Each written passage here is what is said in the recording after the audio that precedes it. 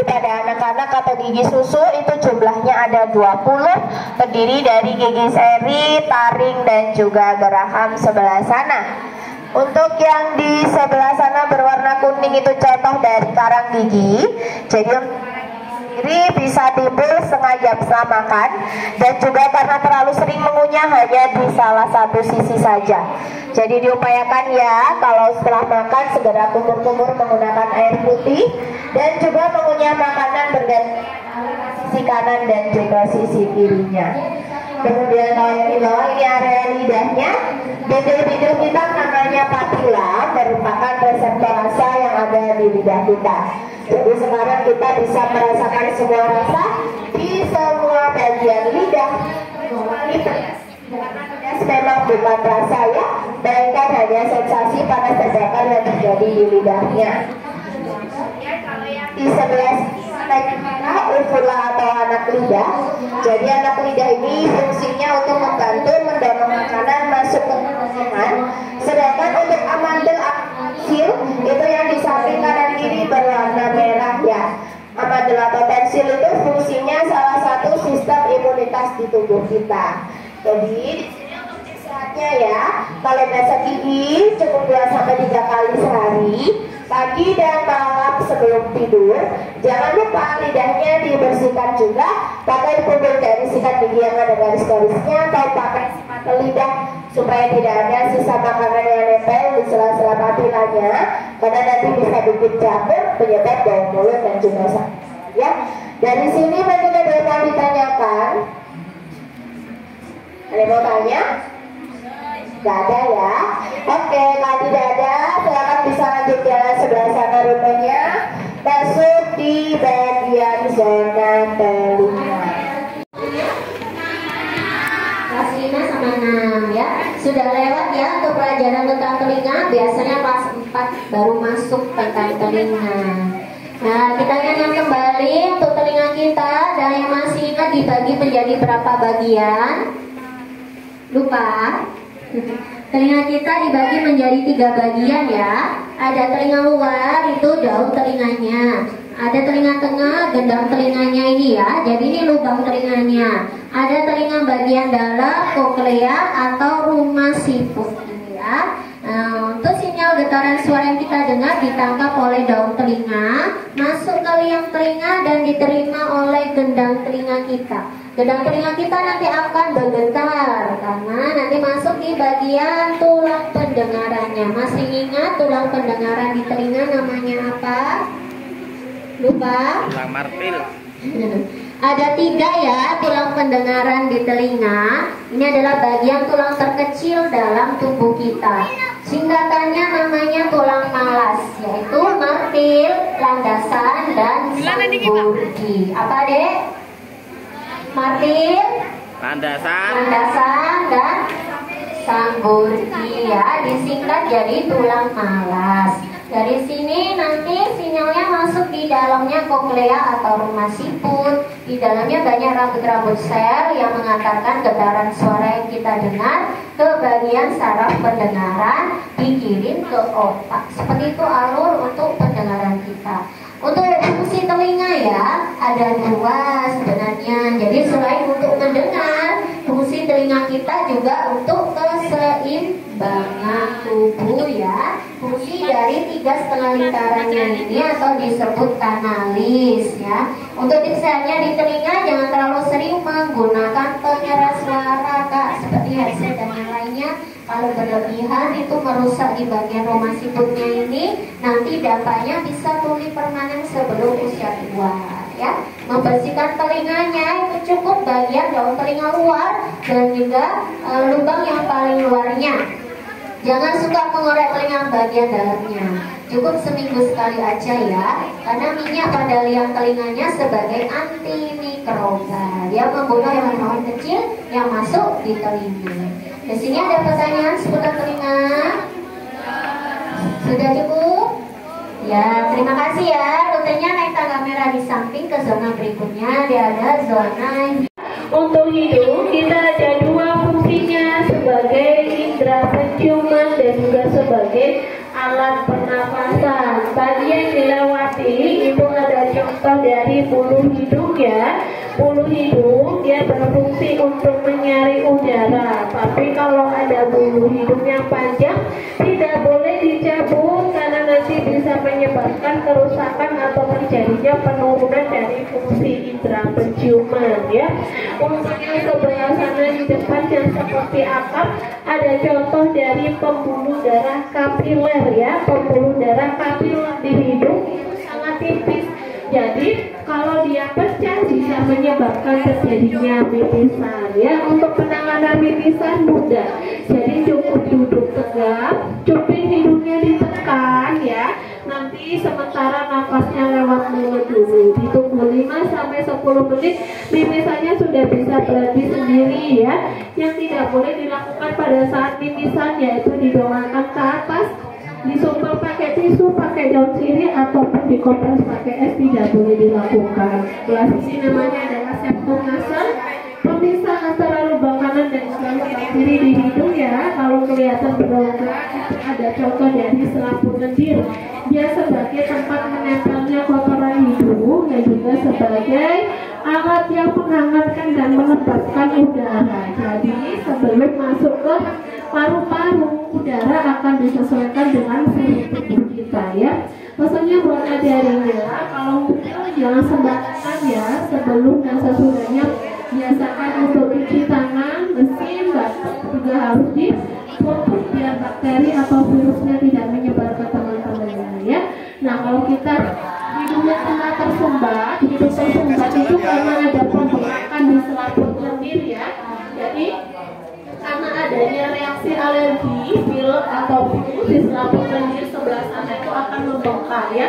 Tapi kalau reaksi alerginya sudah berhenti, nanti dia akan menghabis juga dengan sendiri. Oke, dari sini ada yang ditanyakan. Ya, kalau tidak ada rutenya bisa sebelah sana ya, masuk di zona. Karena untuk mata peka sekali terhadap cahaya, terutama untuk prosesnya dimulai dari kornea dulu. Jadi adik-adiknya yang sering main HP sambil tiduran, nanti tetap main HP, kemudian sering pakai softlens, sering gosok-gosok mata. Nah itu yang bisa penyebab dari silinder. Kalau adik-adiknya sudah silinder gak akan bisa sembuh, jadi akan terus naik. Jadi dia bisa turun dengan operasi lasik atau laser ya, jadi dipotong di bagian depan sendiri gitu ya. Nah jadi kalau main HP harus sambil duduk, lampunya juga harus terang. Jadi nggak boleh juga terlalu lama, apalagi tidurnya sampai pagi hari. Nah itu jadi kalau yang sering tidur sampai pagi hari itu yang rusak di bagian mana? Di bagian lensa mata. Jadi lensa mata nanti dia cembung, jadi matanya mata tua atau plus seperti itu ya. Jadi paling maksimal kalau adanya tidur paling maksimal itu jam 9 gitu ya. Ada yang tanya seputar mata? Oke, kalau sudah cukup kita berjalan lagi masuk ke dalam bola mata. Oke, terima kasih.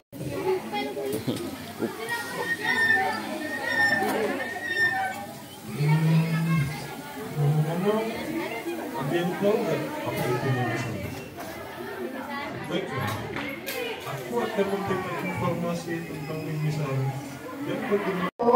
Ya, di sini ada contoh organ jantung, letaknya ada di rongga dada. Condongnya ke sebelah kiri, dilindungi oleh paru-paru dan juga tulang jantung. Besar jantung kita itu hanya sekepal tangan kanan pemiliknya. Ya, jadi untuk setiap orang besar jantung itu tidak sama, mengikuti kepala tangan kanannya masing-masing. Fungsinya dia untuk memompa darah diedarkan ke seluruh tubuh. Untuk normalnya untuk jantung berdetak 70 sampai 80 kali per menit, tapi tergantung dari aktivitas yang kita lakukan. Semakin berat aktivitas yang kita lakukan, maka detak jantung akan semakin cepat. Untuk menjaga kesehatan jantung, tetap ya olahraga yang teratur, istirahat yang cukup. Ya, jantung ingat ini poinnya ya. Jantung itu dia bekerja paling cepat. Ya, dia bekerja keras itu sekitar jam 11 sampai jam 1. Ya. Ya, oleh karena itu diusahakan antara jam 11 sampai jam 1 dikurangi aktivitasnya.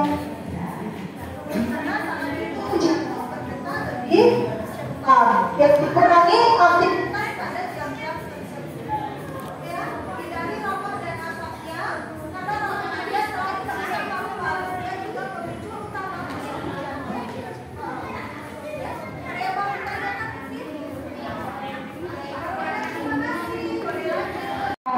dua-duanya sama, yaitu untuk menukarkan oksigen dengan karbon dioksida yang berwarna merah contoh dari paru-paru yang sehat, dan yang berwarna hitam ini ada contoh dari paru-paru perokok.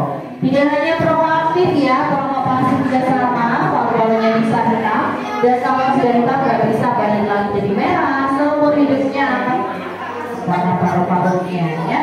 Untuk menjaga kesehatan paru-paru yang pasti harus menghindari asap rokok dan juga rokoknya, serta imbangi dengan konsumsi buah dan sayur yang kaya antioksidan. Contohnya ada di buah dan sayur yang berwarna hijau, karena dia dapat memperbaiki sel yang sudah rusak pada paru-paru. Untuk rute selanjutnya silakan bisa masuk ke zona yang fungsinya adalah autodetox ataupun penetralisasi racun, pengeluaran bakteri dan sel darah merah yang sudah usang, yang nantinya akan menghasilkan bilirubinnya ataupun cairan empedunya ya, yang nantinya akan disalurkan ke bagian kantong empedu.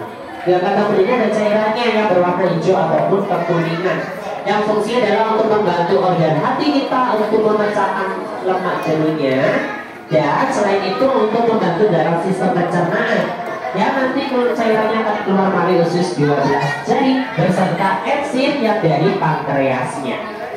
Nah, di sini ada contoh bagian pankreas. Pankreas ini fungsinya adalah untuk memproduksi hormon insulin. Jadi kalau orang terkena penyakit diabetes yang bermasalah di bagian pankreas, diabetes juga bisa dipengaruhi oleh faktor genetik ataupun dari gaya hidup yang kurang sehat. Contohnya kalau kita suka makanan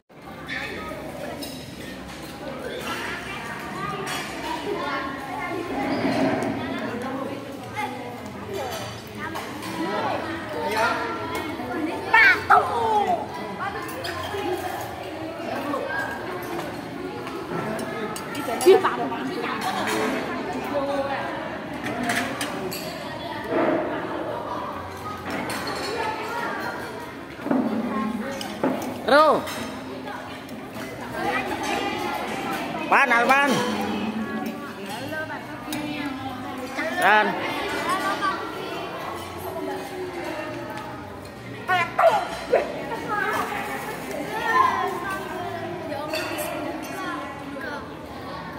Royan.